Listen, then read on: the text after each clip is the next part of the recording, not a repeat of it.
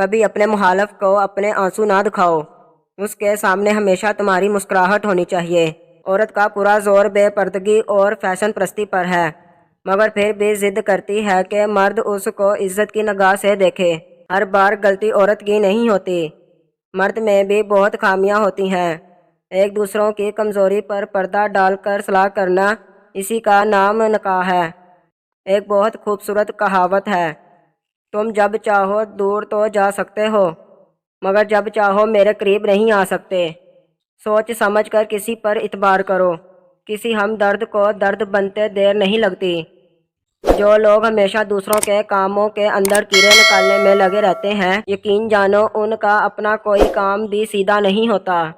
آج کے معاشرے میں حج کرنے کے بعد اکثر لوگوں کے نام کے ساتھ حاجی لگنے کے علاوہ کوئی اور تبدیلی نظر نہیں آتی، اور بہت سخت الفاظ بولتے وقت اکثر لوگوں کو یہ اندازہ ہی نہیں ہوتا کہ اگلے بندے کو یہ الفاظ کب تک یاد رہیں گے۔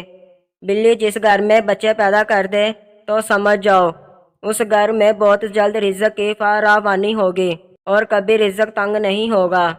سوچ اگر اچھی ہو تو انسان کی رب کریم تقدیر بھی بدل دیتا ہے۔